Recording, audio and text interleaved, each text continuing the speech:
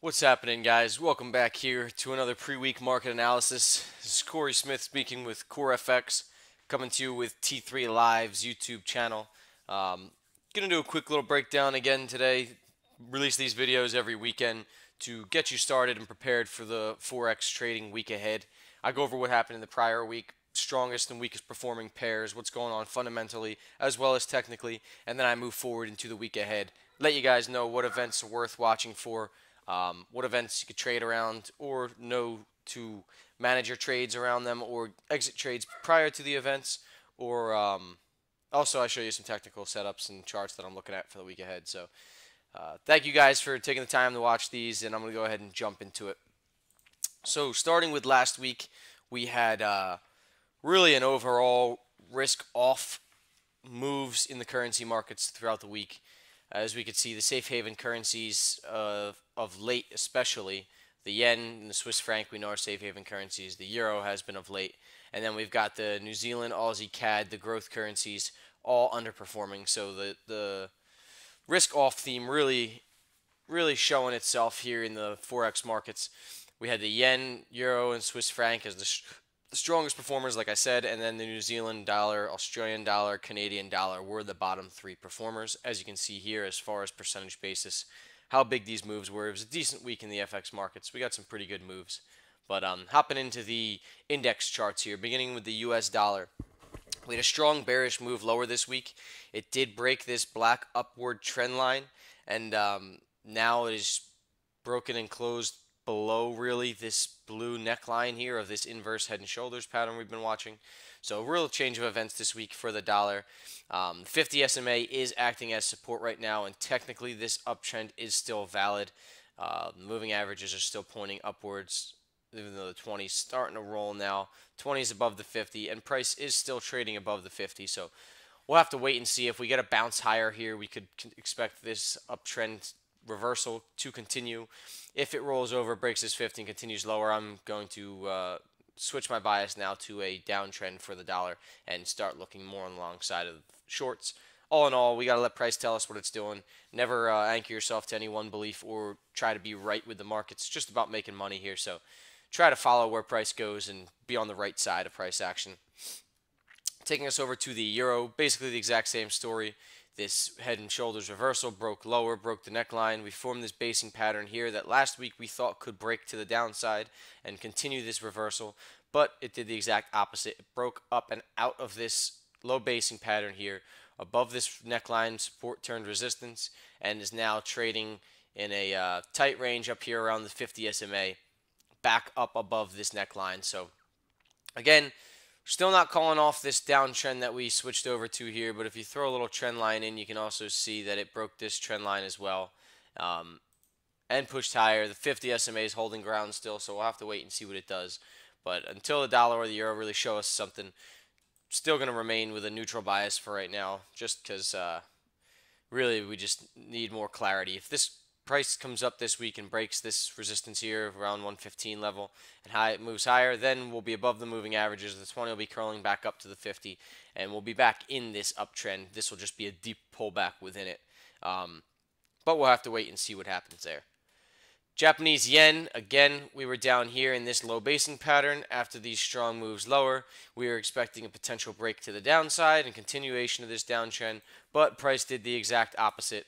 Broke upwards, strong moves out of the yen this week, have broken above the 50 SMA, and we're now back below this strong resistance level at 86 here. So we'll see if price is able to break up and above it. It'll also be on the 200 SMA, so really strong level we got here.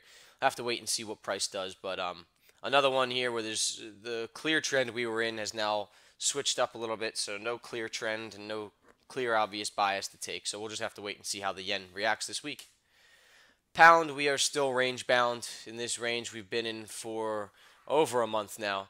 All through October and in November, we've been in this range for the pound. We've had a whole bunch of mixed signals coming out, from a rate hike for the first time in a decade to mixed data, but stronger data now. Brexit negotiations starting to seem like they're going somewhere. So I'm seeing fundamentally and really somewhat technically, I'm seeing a continuation of the rise we've seen in the last few days of the pound. I think we'll come up, retest this resistance, and break out and continue back to the uptrend. But we'll have to wait and see how the data comes out of the pound. That's going to be the real deciding factor, as the Fed's really, the Bank of England's really data dependent right now, as with any central bank in the world at this moment. Canadian dollar has still been respecting this downward trend line. As you can see, we trickled lower this week. No strong momentum moves, but we're following this 20 SMA and this trend line nicely and just slowly trickling down lower. So I am expecting price to come down and retest these lows here. Oh, grabbed the wrong tool there. I am expecting price, though, to come down and retest these lows here, as we're in a downtrend now, and could potentially bust lower and make a lower low. But all in all, I am expecting price to continue this downward move. Again, I'm not tying myself to that. If CAD opens the week, breaks its trend line, starts moving higher, then I'm obviously switching my bias with price. But to develop a bias to begin the week, I'm going to have to assume this will continue the downtrend and retest these lows that we've got here at 76.50-ish. Taking it to the Swiss franc, we've had a strong sell-off in the franc the past few months. Hit this support, rallied up. Last week we thought it could come back down and retest the lows, maybe push lower, but it actually moved a little bit higher and is now sitting at this resistance level. We did break this trend line, but this was a really strong trend line, so that break isn't that big of a deal. We're still well below the 50 SMA. 50 just crossed under the 200, and really just retesting this strong resistance. Just a decent pullback here within this rally here. Within this downtrend. So we'll have to wait and see. If you take the fib out here, it looks like from this prior strong move lower, we are at a fib zone. Yeah, so we hit the 50 fib, so it's in a good spot to continue lower from here and retest these lows back down here, but we'll have to wait and see how the week goes, what price action is looking like. If it does blow above this resistance, then I would be more bullish in the short term, but to start the week, I'm going to look for it to bounce off this resistance and continue lower. Australian dollar did what we thought. Not many pairs did what we had biased beginning last week, but Aussie was one that did. We've been in this downtrend now, lower low, lower high, lower low, lower high, and we were in this range last week saying that it could break out of the bottom of the range and set a new lower low, and that's exactly what we got. Price came down, set a new lower low, has now hit support. We could either see a rally back up to retest this with a lower high, retesting the broken support, now resistance, or it could just base around down here, move sideways a little bit, and then continue lower, or it could reverse sharply back up and come back up above this support turn resistance. So we'll have to wait and see here, but definitely a bearish bias for the Australian dollar here.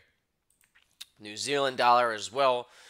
We rallied up last week, retested this resistance, and I said we could come back down and retest this support level. This is a strong weekly support as well as a daily support.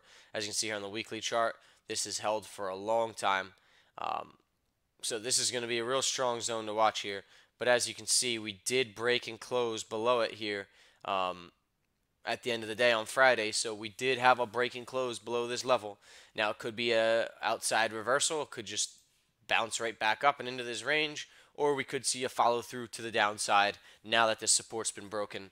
There's no floor holding it there. And really, I'm more bearish than anything on this setup. And I will be looking for weak New Zealand dollar this week. But that about covers the currencies. S&P 500, we had a down week at first, but then we came back and recovered a lot of the gains Thursday, Friday. Wednesday, we did sell off pretty sharply back down here to test this 25.60 level. All in all, still in an uptrend. This is showing this trend line breaking, but really we are still in an uptrend here.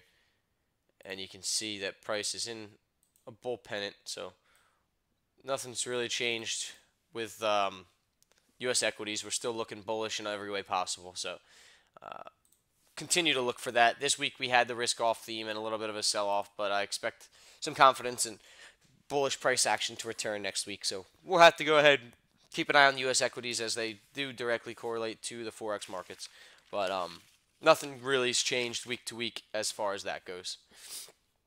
So now hopping into the news for this past week. Not the craziest week, and next week ahead is a holiday week in the U.S., so it's not going to be very crazy either. But quick little breakdown. Sunday, there was nothing really going on.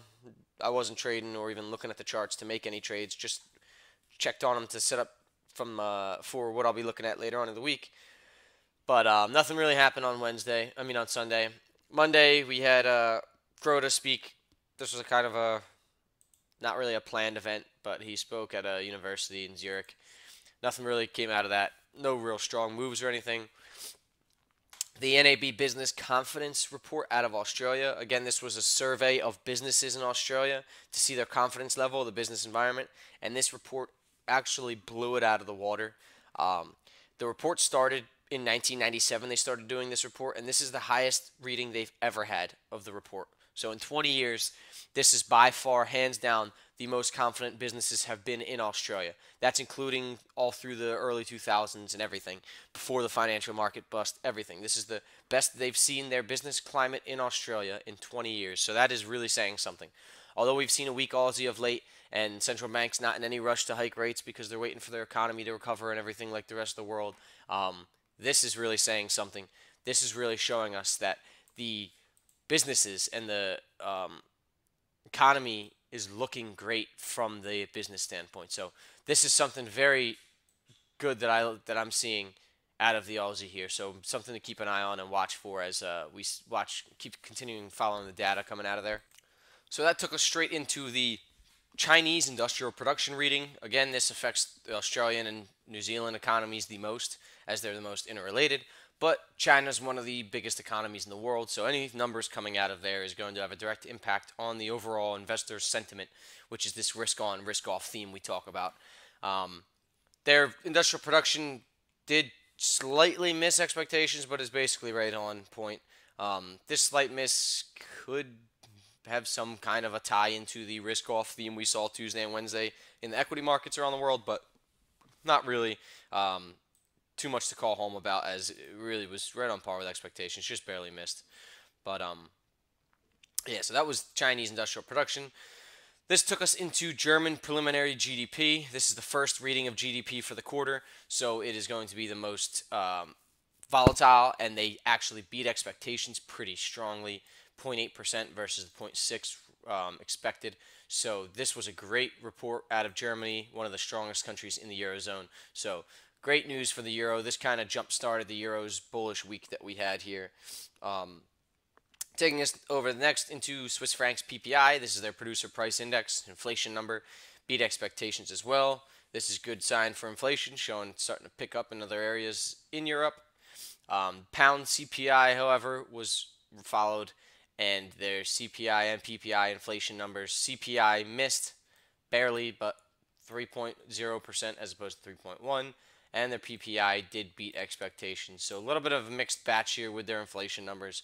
But CPI missing expectations was really what we were looking for. But what we got was initial weakness out of the pound, which quickly reversed to strengthen. And then, as we saw, the pound was pretty strong all week. So the market's really shrugging off this weak number here.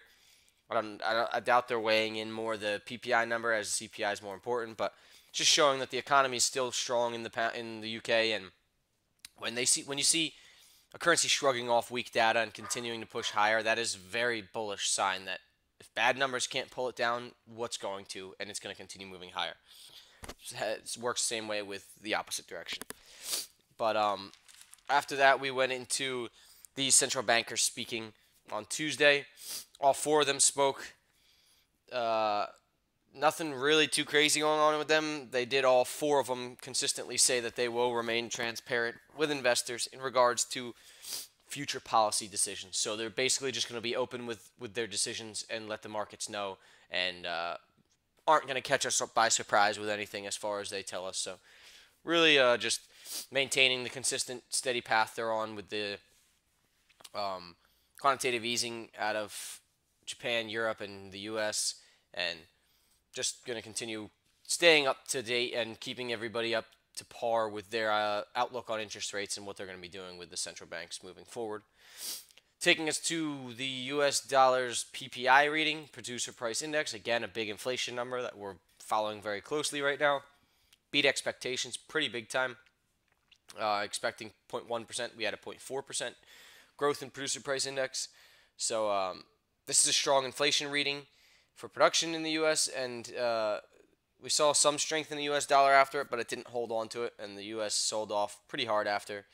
Again, this is the exact opposite we're seeing as the pound, so we're getting good news to typically boost the dollar, and it's getting a bearish reaction. So this is showing some heavy bearishness on the U.S. dollar. So we'll have to keep an eye and wait to see what we do moving forward here. Japanese yen preliminary GDP, they missed expectations, but not by much. Didn't really cause too much going on in the markets, but still something to keep an eye on.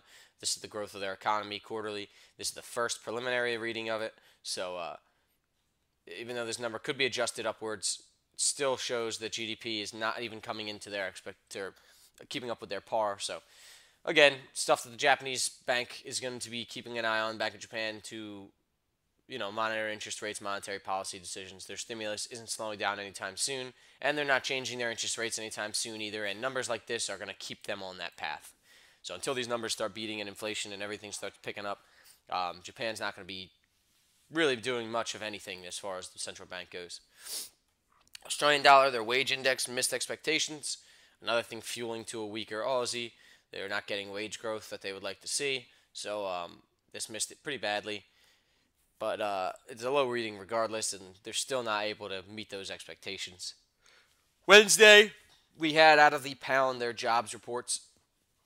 Their average earnings index, this is how much employers are paying their employees. It beat expectations on the wage growth side, so wages are continuing to grow, which is a good sign.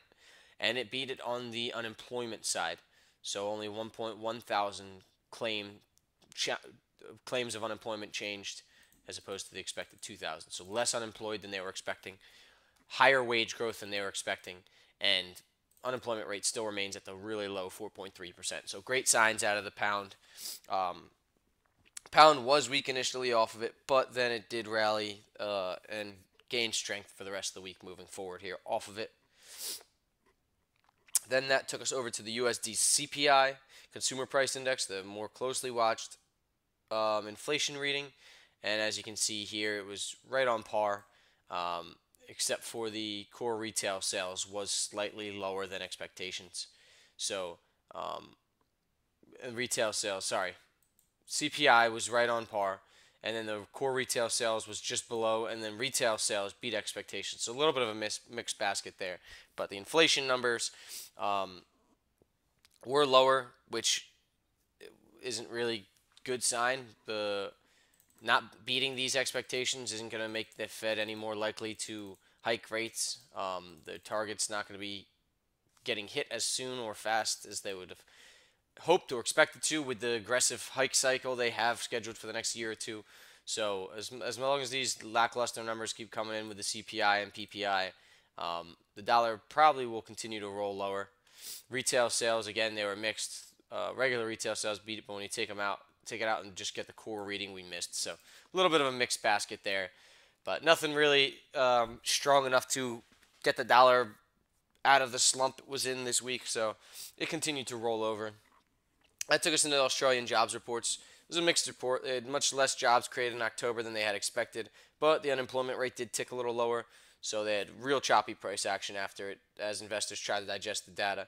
And then a little bit after the report and overnight, the Australian dollar was extremely weak. This miss right here is most likely why. That is a big difference from the expectations in jobs created. So they barely had any jobs created in the month of October, and they were expecting just under 20,000. So that's a pretty crappy number there for the employment sector, which has been one of the only very strong areas of the Australian economy. So something to keep an eye on. Thursday we had pound retail sales beat expectations, and we continued to see the pound strength off of this prior to the news, but then after the news we saw a little bit of a sell-off. The pound was just a little bit overextended, had moved up pretty significantly across the board, so there was just a little bit of a sell-off, and this was a little bit of a buy the rumor, sell the news. People were buying into the event, and then after the numbers came out, people took profits and got out and saw a little bit of a sell-off in the pound, but no real crazy sell-off or anything. It was just typical market ebb and flows. Then we had the European CPI. This is the Consumer Price Index year-over-year reading out of Europe. Right on par, 1.4%. Again, this is a low expectation. 1.4% inflation is a very low number, and they're just barely hitting it. So not really too much inflation picking up, but it wasn't really anything insignificant either way as it hit expectations and wasn't the craziest report either way.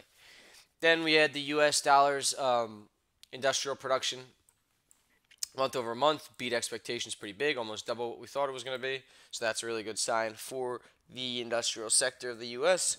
And just showing continued strength in the U.S. economy.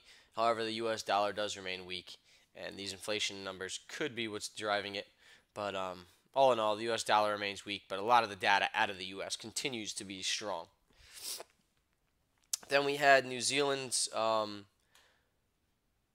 business manufacturing index, same as that report we had out of Australia earlier in the week. Came in a little bit weaker than expected. New Zealand dollar was the weakest performer on the week, but really wasn't too big of a market mover. Just survey of the manufacturing businesses to gauge the economy, and it came in decently strong, but just a little lower than what they had expected it to be. And then the PPI numbers out of New Zealand right afterwards did miss expectations as well, which is their producer price index, another inflation reading, and it's just showing very low inflation pickup in New Zealand as well. And the U.S. stocks did recover some of the losses on Thursday from Wednesday, but Wednesday we had a pretty big sell-off in the stock market, one of the worst days it's had in a little while. Takes us to Friday. Again, not much going on this week, but Draghi did speak at European banking at the European Banking Congress. They touched on monetary policy playing a key role in the strong eurozone lately, and all in all, the takeaway from the reading is Draghi sounded very bullish for the European economy. Was just hooting and hollering about how good they looked, using all kinds of very strong wording, strong, robust, all these things we look for in the terminology used and the rhetoric used in these central bankers, and everything was pointing upwards out of the eurozone from Draghi. So that was a really strong sign there for the euro. And then the only other real noteworthy event on Friday was the CPI numbers out of Canada. CPI numbers came in right as expected. Again, we've been seeing weakness out of Canada since they hiked their rates twice. So these numbers not picking up is going to continue to see weakness in the CAD. I'm expecting a weak follow through with the CAD this week, as you know, there's nothing really changing data-wise. It's still not looking too great, and the CPI number here just barely meeting expectations, which isn't a very strong reading regardless. It's just showing us that, you know, we're still having this slow growing inflation out of Canada, and we're going to have to look up for a pickup of their data that has fallen off the past couple months to see this downtrend reverse out of the CAD. But still, for the near future, I'm expecting the CAD to continue to sell off. Alrighty, so that takes us to next week. And again, like I said, next week it is a holiday in the U.S., Thanksgiving. So typically when there's a major holiday in the U.S., or even in Europe or one of the other major powerhouse trading nations, the holiday usually causes a lot of banks to be closed and people to take holiday vacation time, and kind of like when there's a holiday in the U.S., a lot of the U.S. banks, if it's a bank holiday and they're all closed and they're the big trading desks aren't open and the big banks aren't moving their big positions, there's not as much liquidity. A lot of the other banks and markets and all will also know that it's going to be slow, and it'll kind of just be a slow trading day, slow trading week, not really much going on. And those are the kind of moves we don't want to be in. Moves that don't have follow through, setups that don't have clean continuation moves or anything like that. So really be careful trading this week, and don't try to force any trades or look for anything you don't need to look for. Monday, Tuesday, Wednesday could look for some trading opportunities. Second half of the week, I'm expecting to be really not much going on. So I'll go ahead real quick and run down through what's going on this week, but don't look for the best trading week ever. We're getting into the holiday season now, and really not a good time of the year for trading, December especially. So get used to that, get aware of that, and just don't try to force any trades that don't need to be taken. Sunday, nothing going on again. Don't look to even try to trade it. There's no point. I mean, if that's your system and that's your strategy and it works for you, that's fine. But if you're new to trading and all and getting used to this and everything, Sundays, especially a blank Sunday with nothing going on, is not a good time to be trading. Nothing really worth being in the markets for. Moving into Monday, out of Europe, we have Draghi speaking. and he's going to be speaking on monetary policy before the European Parliament, Economic and Monetary Affairs Committee. Whatever monetary policy is discussed, it's definitely worth watching. Could be a dud, could be a big mover. Be aware of it happening, and not necessarily an event to trade around, as it's a speech and not really any one data point dropped on the markets, but definitely something to be aware of if you're opening a euro trade, or even to just not look to trade the euro on Monday, just because you don't want a nice setup to get stopped out by a news spike or something. But then we have the Australian dollar's monetary policy meeting minutes. This again is the detailed report of the last RBA meeting. It's released 2 weeks after the meeting, and it'll just show us the factors that caused their interest rate decision and a little bit more insight into their meeting and what their outlook is on the economy. Good to watch for. Tuesday, out of Australia, RBA Governor Lowe speaks. He's speaking at a business economists annual dinner, so don't expect much. Not really anything important going on there. Then we have the inflation report hearings out of the pound. This is something definitely to keep an eye on, as inflation is something we're really closely watching. Um, it's basically just going to be them testifying on their inflation and the economic outlook before the parliament, and just giving their reports on what they think the overall economy and inflation moving forward looks like. So definitely important to watch for the pound, and something worth keeping an eye on.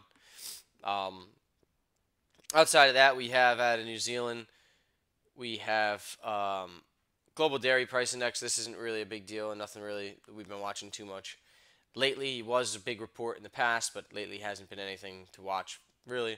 And then Fed Chair Yellen out of the U.S. speaks at a Stern School of Business in New York. Again, not expecting too much. That typically specific policy decisions and all aren't discussed at speeches in colleges and things of this sort. But whenever a central bank head is speaking, it's definitely something to be aware of and to have down on your list of news events to know what's happening. And then we've got on Wednesday, out of the U.S., we've got durable goods orders. Again, this measures the goods ordered by the manufacturers. For durable goods, it's a leading indicator of production. So for the production side of the economy, this is a very good report to watch for. And then following that, we have the FOMC's meeting minutes, very similar to the RBA's meeting minutes I just went over. It's a detailed report of the Fed's last meeting and interest rate decision. It's released 3 weeks after the past FOMC meeting. So definitely something to watch for the dollar, as we get a little bit more detailed report of what they went through in the meeting. New Zealand dollar retail sales, they beat the last 2 readings. So if this misses, we could see continued weakness in the New Zealand dollar. But if it beats, I don't know if it'd be strong enough to really make a dent in this downtrend of this New Zealand dollar, but it could see a little bit of a rally. Maybe a good position to enter back in some shorts if we get a little bounce higher here. Thursday, we have PMI numbers out of the Eurozone. So this is the Purchasing Manufacturers Index numbers, and it's going to be coming out of France, Germany, and Europe. France and Germany are 2 of the biggest economies over there. This is a survey of purchasing manufacturers' level of confidence in the business climate. Has been strong in Europe for a while now, so I'm expecting these numbers to continue strong. This could just add to some European strength out of the euro moving forward. We got our second estimate of the GDP out of the Great Britain, out of the British pound. This is a quarterly reading of GDP, and it's the second reading. So not really the most important. The first preliminary one is the most important, and then we have the final after, which is the least important. But this one still, we could see some adjustment in the price, so in the percentage, the pickup or not of GDP. So it's definitely still important to watch, but nothing too crazy. Takes us into European Central Bank monetary policy meeting accounts. Again, same as with the FOMC and RBA. 4 weeks after the ECB's rate meeting, and it's just a detailed report of their monetary policy and the rate decision they made, why they made it. And then we move into the CAD retail sales number. Again, Canadian economy's been struggling lately ever since they hiked those rates. They had strong readings, and then they took a little bit of a downturn. Retail sales is going to be measuring the consumer spending by tracking total sales month to month, and they have missed the last 2 in Canada, and the CAD has been bearish, so definitely something to keep an eye on. If we get another miss here, we could see a nice CAD short trades here on Thursday. But again, just retail sales, nothing too crazy going on this week really. And then we have the Swiss chairman of the Swiss National Bank, central bank over there, Jordan, he's speaking at a university, same as like I covered with Yellen. These university speeches and such that aren't specifically on monetary policy topics aren't too much to watch for. But and we have the trade balance difference between exports and imports out of New Zealand following that. And on Friday, nothing really. Business climate out of Germany, but not really any tradable events other than this. And this isn't really a tradable event either. So, again, holiday week here out of the U.S. Friday and even Thursday. I wouldn't even be looking to make trades. Maybe Thursday overnight you could look to try to catch the euro or pound off of these two reports we got here. Maybe even a CAD trade, but there's not going to be as much follow through as there typically is with these events. And whenever there's a holiday in the U.S., it's just typically a slower trading environment in the markets because there's a lot of banks that are not open when this happens.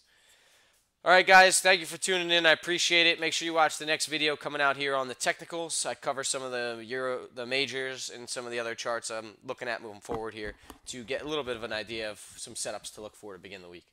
But thank you, guys. I appreciate you taking the time. Again, this is Corey Smith with Core FX Trading, and I'll catch you guys next week.